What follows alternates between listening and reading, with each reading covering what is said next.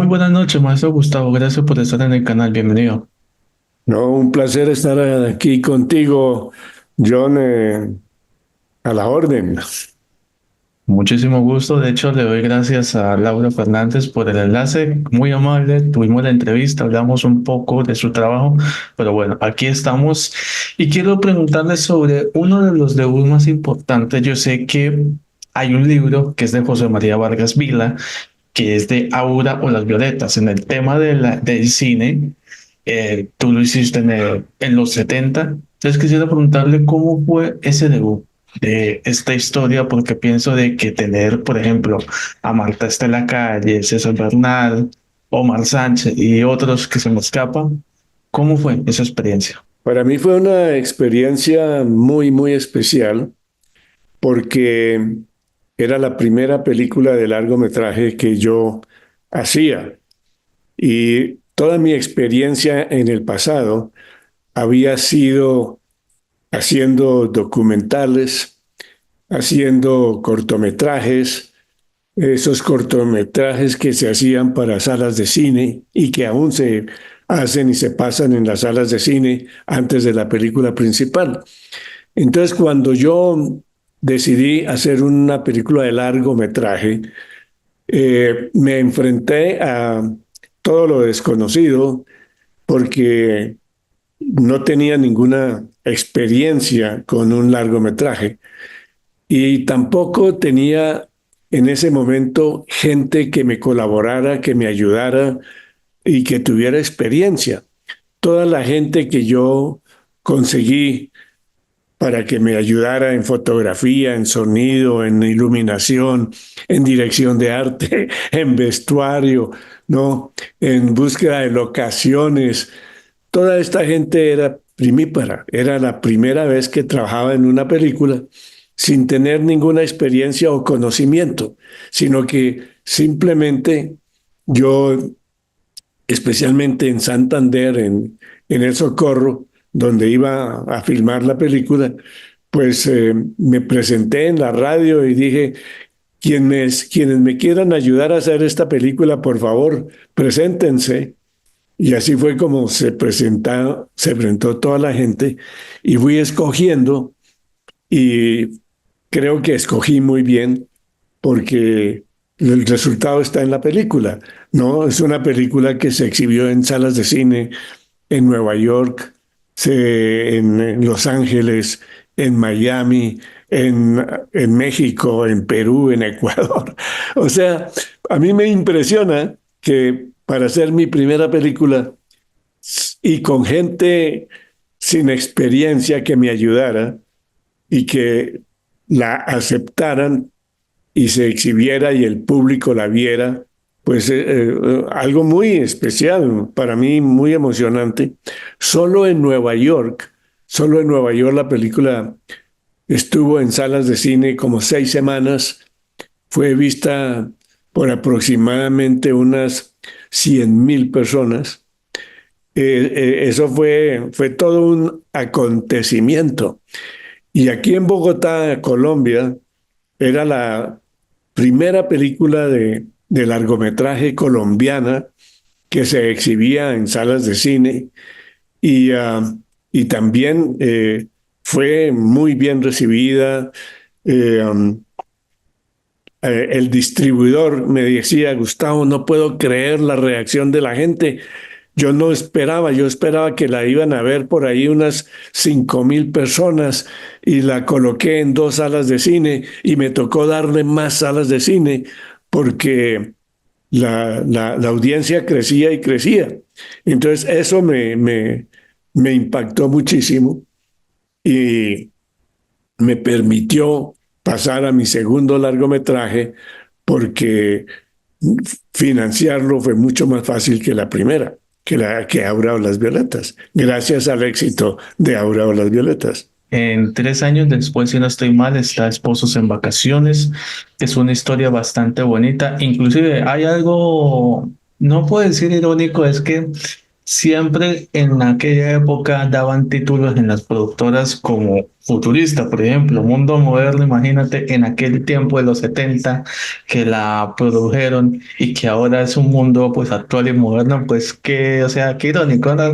Respecto a eso, pero me acuerdo que esta película ganó el Premio Nacional de Cine de la Asociación de Periodistas del Espectáculo en los 80, que fue una excelente, o sea, protagonización de Carlitos Benjumea, y la historia es bastante chévere porque ahí muestran el tema de Cali, las sus mujeres hermosas, inclusive también problemas. Así que, ¿cómo fue la experiencia con estos grandes? Porque, mire, se lo voy a decir, tener usted para dirigir a Selmira Luzardo, increíble, junto con Esther Farfán. Correcto. Bueno, ah, creo que el éxito de esa película en ese momento, aparte del guión, que era muy bueno, y era una comedia que hacía reír, pero que mantenía el interés desde el inicio hasta el final, fueron los actores. Porque en esa película eh, eh, tuve un casting maravilloso. Estaba, como mencionaste, Carlos Benjumea, estaba una actriz de ese momento, cantante muy famosa, que después no se volvió a saber de ella, pero que en ese momento era famosísima, que se llamaba Lida Zamora. Y ella, de hecho, eh, me decía cuando estaba filmando, me decía, Gustavo, mire, me llamó el presidente y tengo que salir corriendo. Por favor, espéreme, no me demoro nada, porque ella era muy amiga del presidente de esa época, que era López Miquelsen, ¿no? Era toda una figura, era la esposa de un gran torero también de la época, ¿no? Si no me equivoco, era Pepe Cáceres.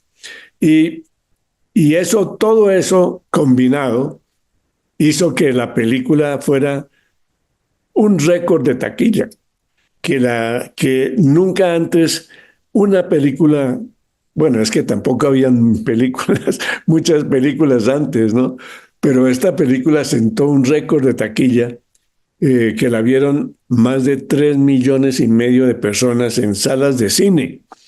Entonces, eso fue todo un acontecimiento en el momento aquí en Bogotá y en Colombia. Y también fue una película que la exhibí a nivel internacional.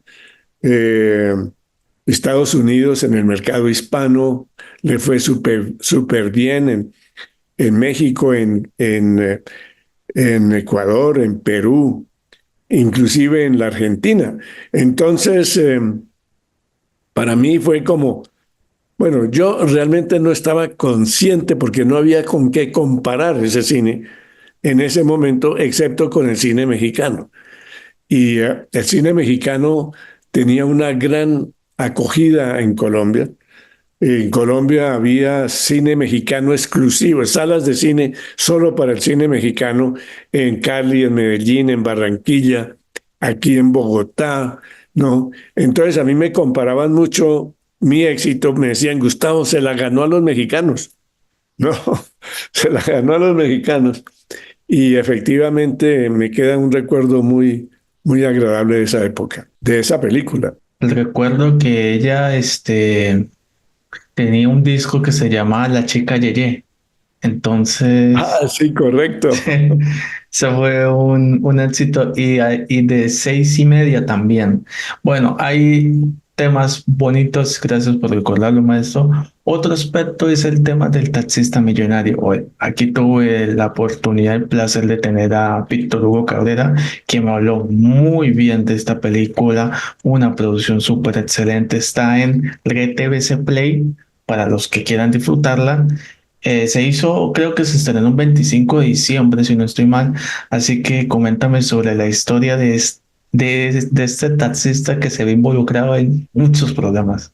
Ahora que mencionas el 25 de diciembre, yo inicié con esa película, eh, digamos, la costumbre de exhibir una película colombiana de humor el 25 de diciembre, que eh, yo no pude continuar porque en ese entonces la gerencia de Cine Colombia me llama y me dice, mire, Gustavo, el éxito de sus películas nos causan muchos problemas, entonces no te vamos a exhibir más películas. Y me cortaron. Y yo dejé de hacer cine porque no tenía dónde exhibirlas, ¿no?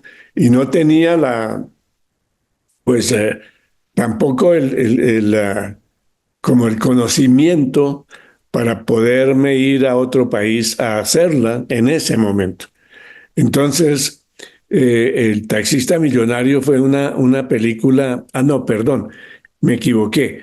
No fue con El taxista millonario, fue después, más tarde, con la película Colombia Connection y con una película que se llamaba Tiempo para amar. Ahí fue cuando me cortaron, cuando me pararon. Pero con El taxista millonario, el éxito de taquilla fue asombroso. Eso todo Bogotá, Medellín, Cali, Barranquilla se movilizaron para ir a ver esa película, El taxista millonario. Y había un portero en el Teatro Embajador que llevaba trabajando ahí en ese teatro muchos, muchos años y me decía, yo no he visto un fenómeno como tal de asistencia de público a ver una película, ni siquiera una película de Hollywood, ¿no? Entonces, eso fue algo maravilloso. Y mucha gente me preguntaba, bueno, Gustavo, ¿a qué le debe el éxito de esa película? Y yo, después de haberla analizado muy bien, etcétera, dije, pues al casting tenía al gordo Benjumea, que era realmente alguien súper especial, un hombre que tenía un talento para hacer reír impresionante, ¿no? Que el humor le salía, ahí sí como se dice, se salía por las venas, ¿no? Eh, También tenía fue la primera vez que se presentó en el cine a un travesti, que era Oscar Ulloa, así se llamaba él, con su equipo de gente, con su grupo de gente, ¿no? Eso le llamó muchísimo la atención al público, porque hasta ese entonces todos los gays estaban ahí sí como dicen, el closet, ¿no? En el armario, no salían, no se dejaban ver.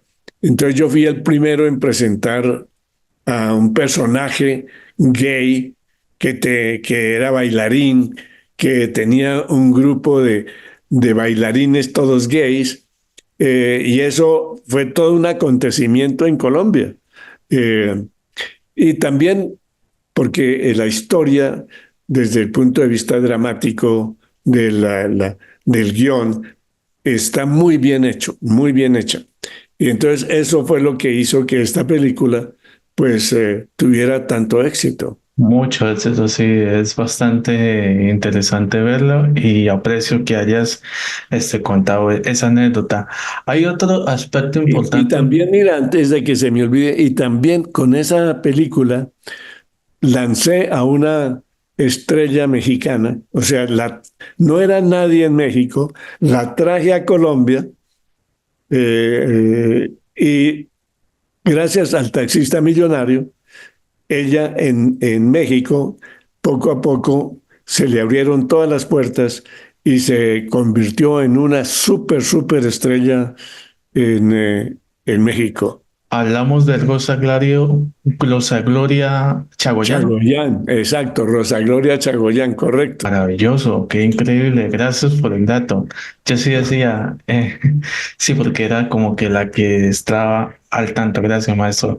Otro aspecto importante sobre, hay una serie que en verdad muchas personas disfrutan aún en pueblitos, en varios países, que se llama Amándote. Hay una composición que cuando uno la escucha de Denise de Calafé, es Amándote. Entonces, ¿cómo es que al momento de escuchar esa canción se transporta a esa serie? Que fue una serie bastante interesante. En ese entonces no existían los canales de televisión como los conocemos hoy en día. Existían dos canales, pero la programación estaba dividida en distintos usuarios. Se llamaban programadoras. Y había una programadora que se llamaba, espérate que se me va ahorita el nombre, se llamaba, wow, La producción del Punch. no, otra. Eh, bueno, se me va ahorita el nombre, ya me voy a acordar. Y estaba en la quiebra, porque no tenía audiencia, había perdido la audiencia. Y entonces me llaman y me dicen, Gustavo, necesitamos que venga y nos colabore con la dirección de una telenovela, que nos ayude con el casting, que... Y entonces yo dije, listo, pues eh, claro, yo les colaboro con mucho gusto. Y se llamaba Punch. Y les dirigí esa telenovela Amándote. Coloqué de protagonista a Marta Liliana Ruiz, que había trabajado conmigo en la película Caín, que había hecho antes, y coloqué a Carlos Muñoz, que un súper actor, y coloqué a otra gente muy conocida del momento. Y bueno, fue una telenovela que batió también eh, récords de rating en su momento. Tengo entendido que fue no sé si distribuía y eso por Cadena 2, ¿no? Que en ese tiempo era Sí, eran bastante estelar. solamente dos canales, correcto. Y creo, si no estoy mal, si me confirma, el guión fue por Berta Sarmiento, ¿no? Ella fue, mira, en ese guión, ella fue la autora, correcto, tienes toda la razón, pero ¿sabes quién nos colaboró en el guión de esa telenovela? Fue el maestro. Enrique Peñalosa, el que después fue alcalde. ¡Oh! ¿En serio? Sí, ¡Wow! él fue uno de los, él no quería figurar, entre otras cosas porque el papá de él era el dueño de la programadora de televisión. Entonces decía, no, no, no me vaya a mencionar. Pero ahora que ha pasado todo este tiempo, eh, y me alegra mucho de haber trabajado con él, una excelente persona. Gracias por enfatizarlo. Hablaste de Caín, hay que hablar de Caín.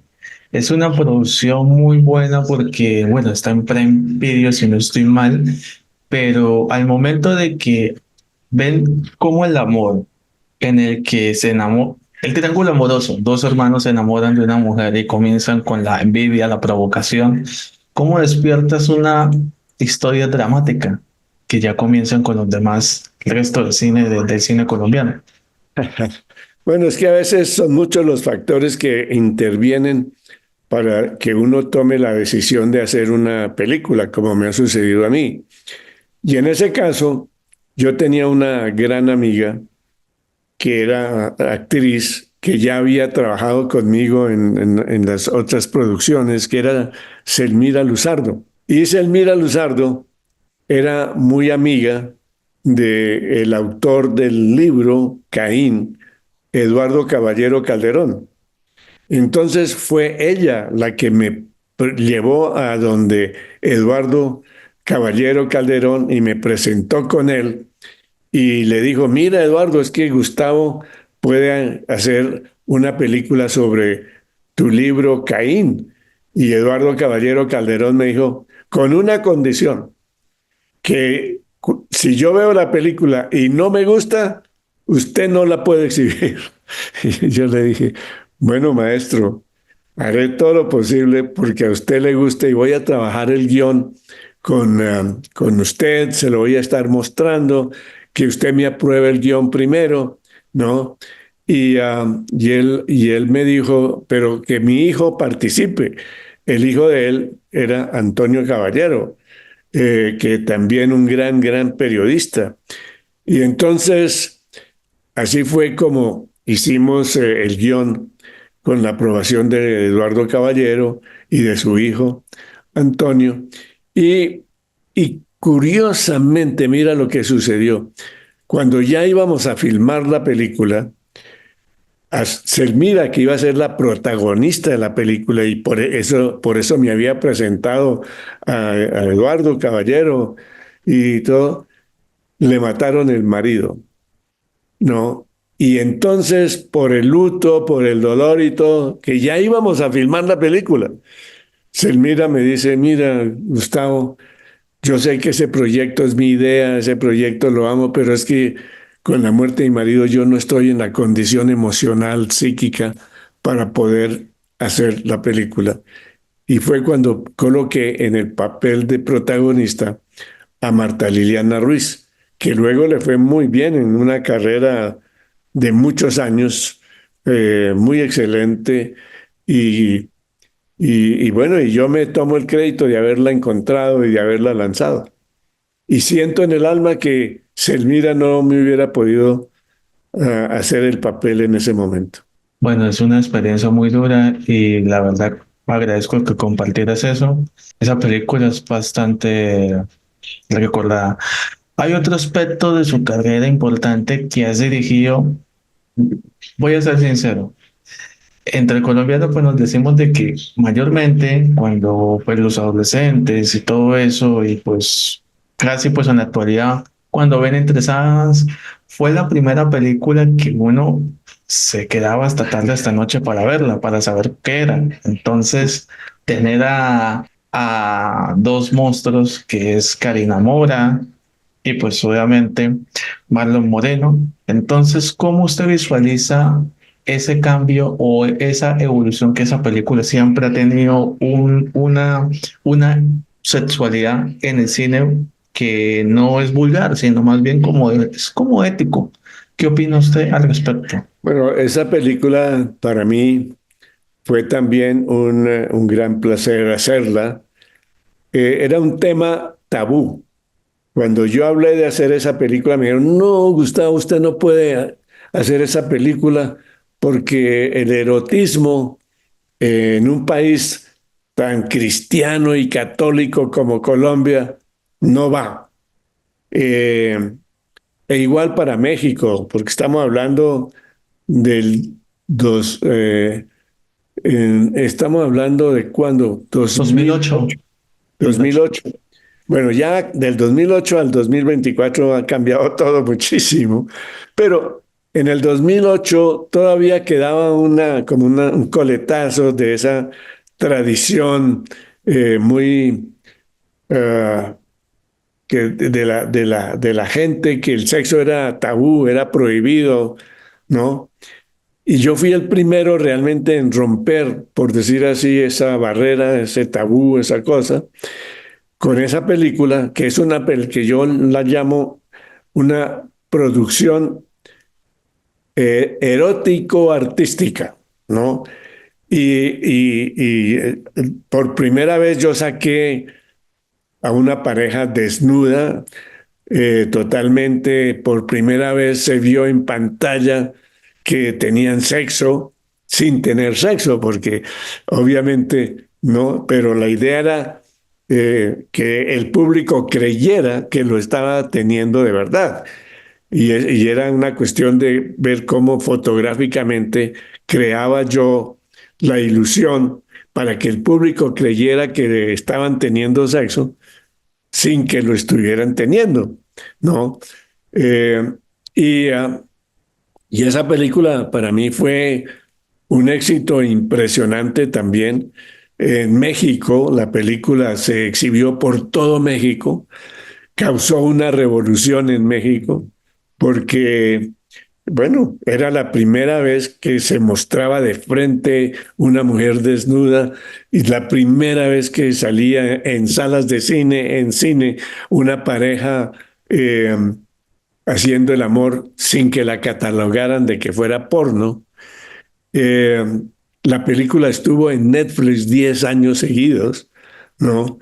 Eh, y también la hice en Brasil, pero en portugués y con actores brasileños, que la actriz de esa película en Brasil, cuando yo la puse en mi película, era una niñita salida de la escuela de actuación, que nadie la conocía, pero por esa película, que en portugués se llama Entre Lençóis, por esa película ella le abrieron las puertas y hoy en día es la actriz más cotizada de Brasil, ¿no?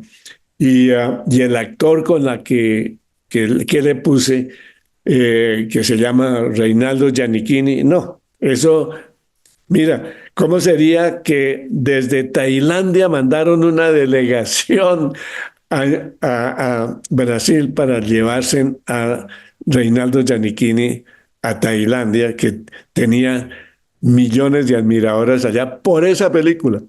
Bueno, pero como estamos hablando del cine colombiano, con Marlon Moreno, que era el protagonista de Entre Sábanas, la anécdota va que cuando llega el primer día de rodaje y Marlon llega y yo le digo, Marlon, tienes que desnudarte para esta escena. No, Karina ya está desnuda, mírala. Y él dice, uy, no, yo tengo que desnudarme con toda esta gente aquí mirándome, no lo hago. No, no puedo hacer esta película. Y se va, y no se sale.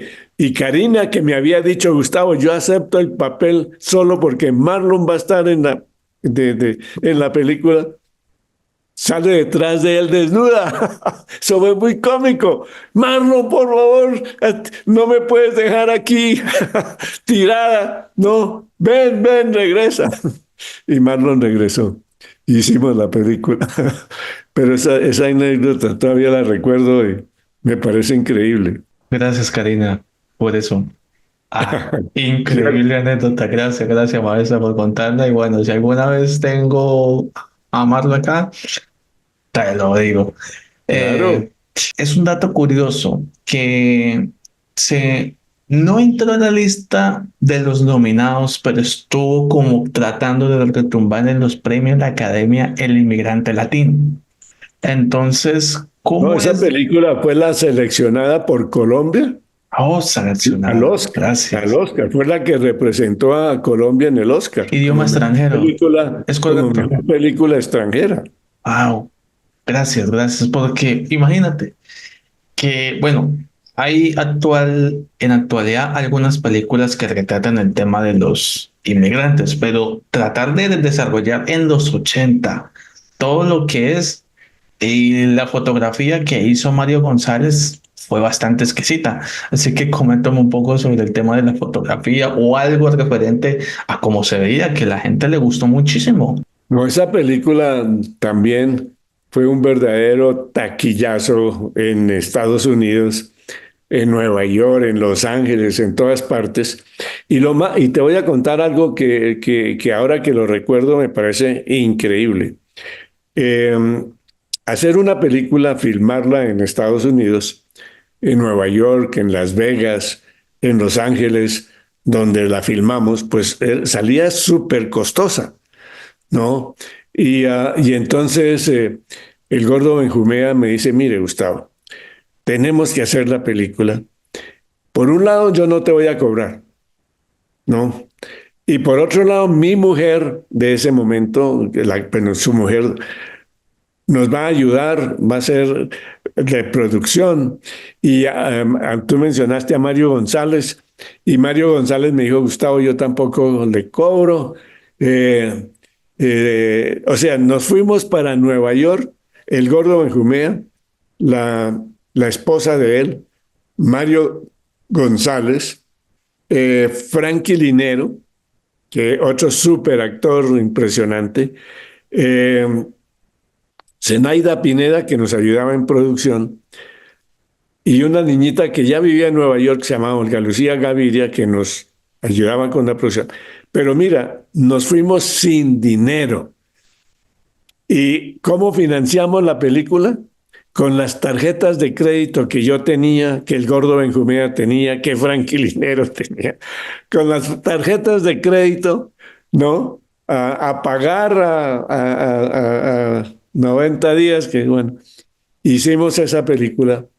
Y cosas curiosas, por ejemplo, era que estábamos filmando, íbamos a hacer una escena en el puente de Brooklyn. allá en Nueva York. Y claro, nos tocaba pedir un permiso para hacerlo. Y nos dieron el permiso y nos dijeron, usted puede filmar entre las 8 de la mañana hasta la 1 de la tarde. Y nosotros éramos un grupito ahí chiquitico, ¿no? De 6 personas con el gordo Benjumea, etcétera.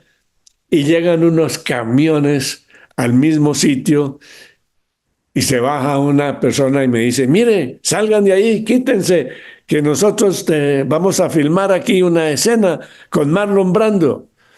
¿Cómo así? No pueden porque nosotros tenemos el permiso que nos dieron hasta la 1. No, no, no, sí, nosotros vamos, pero desocupen, desocupen. No, no, no. Hasta la 1 tenemos el derecho de estar aquí y no nos pueden sacar. Hicimos esperar a Marlon Brando hasta la 1 de la tarde con la película del corto Benjumea. Increíble. Gracias por contar esa anécdota, maestro. Hay otro aspecto y es Mariposas Verdes. Aquí tuvo a Laura Fernández. Nuevamente, gracias porque ella contribuye en la parte de la producción, pero hay algo importante de esta historia. Mateo, esa historia de Mateo es algo muy, muy fuerte, muy difícil, porque no solo eh, Baby Duarte fue que la realizó ese personaje, pero me encantó la actuación de Cecilia, el de Kevin, ahí el de Julio Bracho. Entonces, Mariposa Verde, ¿qué significado tiene para usted actualmente? Estoy impresionado gratamente que es la película latinoamericana, desde México hasta Argentina, más traducida a distintos idiomas. Está traducida en este momento a 65 idiomas Increíble. y se está exhibiendo en plataformas digitales en el Japón, en China, en Corea, en Tailandia, en Europa, ¿no? En los países de África. Es impresionante cómo esa película le ha dado la vuelta al mundo. eh, no solo, no en salas de cine, sino gracias a la tecnología de hoy, a todas las plataformas digitales, ¿no? Es una película que está y se puede ver en Amazon. La gente que la quiera ver, entra a Amazon, pone Mariposas Verdes y la ve. Y está para todo el mundo. O sea, Amazon divide por territorios, pero en este caso la tiene abierta y se puede ver en Europa, se puede ver en Asia, se puede ver en Estados Unidos y está en inglés y es el idioma en que la transmite Amazon, ¿no? Porque las plataformas de cada país, la china, la tailandesa, la coreana, la francesa, la italiana, todas esas las colocan en las subtitulan a su propio idioma. Hay una pregunta importante que sí me causa mucha curiosidad, es que ¿cómo coincidiste con el tema de la música de Jairo Bonilla? Porque la gente no se cansa de oír toda esta melodía, las canciones, porque siento de que hizo muy buen trabajo. Bueno, yo tengo la gente me pregunta acerca de cómo hago para tener los actores que tengo o el músico como Jairo Bonilla, ¿no? Y la verdad es que me llegan, me aparecen y me presentan sus trabajos y cuando Jairo Bonilla me llegó, y me dijo, Gustavo, yo soy músico, a mí me gustaría colaborarte en tus producciones cinematográficas. Yo le dije, claro, déjame escuchar tu música y me hizo una demostración. Y yo dije, no, esa es la música que yo quiero. Y así fue. Así ya. Otros músicos se me habían ofrecido también, pero, pero yo encontré en Jairo Bonilla una originalidad única, diferente, un sonido diferente a los demás.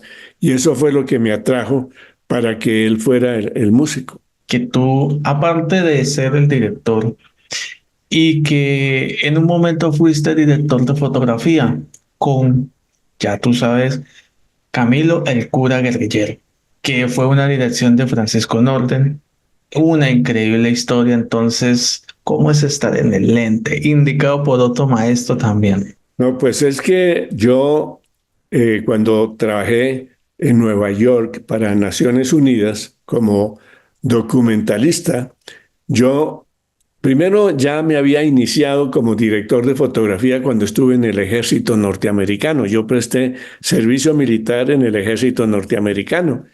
Y yo pregunté cuando me iban a llevar al ejército, porque en ese momento era obligatorio ir al ejército allá en Estados Unidos por la guerra de Vietnam y eso. Yo pregunté, bueno, ¿y qué me van a poner a hacer en el ejército? Además de disparar, ¿no? Un arma. Me dijeron, no, depende de su profesión. ¿Cuál es su profesión? Entonces yo en ese momento yo era fotógrafo en Nueva York. Yo hacía fotografía, vídeo de cine y todo en Nueva York. Y yo dije, no, yo quiero en el ejército hacer fotografía. El que me estaba entrevistando puso director de fotografía, ¿no? Y cuando terminó mi entrenamiento básico y luego el entrenamiento avanzado, me dijeron, usted es director de fotografía, tome esta cámara y de ahora en adelante usted va a ser el fotógrafo, el cinematógrafo, porque era una cámara de cine. Y me enviaron a Europa, recorrí toda Europa haciendo documentales sobre el ejército en Europa. Luego me enviaron a Vietnam, donde hice lo mismo. Y por ser cinematógrafo nunca tuve que ir al frente, o sea, estar en las líneas de fuego. Eso fue maravilloso. Y también cuando salí del ejército y fui a trabajar a Naciones Unidas en Nueva York, mis primeras películas documentales que hice fue como director de fotografía. Entonces, cuando llegué a Colombia y me encontré con Francisco Norden me dijo, no, usted tiene que ser mi director de fotografía. E hicimos hice varias películas con él como su director de fotografía. Una de ellas se tituló Se llamaría Colombia. Espectacular, mostramos todo Colombia, porque luego otra se llamaba La Ruta de los Libertadores, que fue la Uy, ruta clásico. de Simón Bolívar, recrear la ruta de Bolívar desde Venezuela hasta Bolivia, y yo le hice la fotografía, y luego hicimos Camilo el cura guerrillero. Maestro, para ir culminando, la pregunta que siempre le hago a mis entrevistados por una grandiosa entrevista es ¿cómo define todo su trabajo en una palabra? Acción. Muy bien acertada. Yo quiero felicitarte por las producciones, bueno, que no mencionamos, pero solo las menciono. Colombia Connection, Tiempo para Amar, Amor Ciego y Un hombre y una mujer con suerte. Ah, se me olvidaba. Hay otra producción súper buena, 48 horas para existir. Creo que todos son buenos trabajos, maestro. Y la última que se llama 40 días perdidos en la selva. Gracias. Gracias. 40 días perdidos en la selva, que es importante. Maestro, esto es tu espacio para que digas toda la información que tú puedas. Tanto, bueno, yo sé que las redes sociales o la página web oficial, todo lo que puedas decir. Bueno, aprovecho ya que estoy hablando contigo para decirle a toda tu gente que nos está viendo que hoy en día pueden ver estas películas de las que estamos hablando en YouTube. Entran a YouTube, buscan Gustavo Nieto Roa, películas, y ahí aparecen todas estas películas de las que hemos estado hablando en el día de hoy. Ideal que conecten el celular o el tablet o el computador a un televisor de estos grandes, modernos, para que puedan ver la película, ahí sí como se dice, en todo su esplendor, John. Y también los invito a estar pendientes de la película 40 días perdidos en la selva, que pronto va a estar también en plataformas.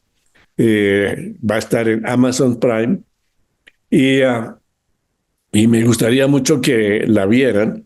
Esa no está en YouTube por ahora, Vamos a esperar a que salga de Amazon, y también porque está siendo exhibida en salas de cine en Brasil y en otros países.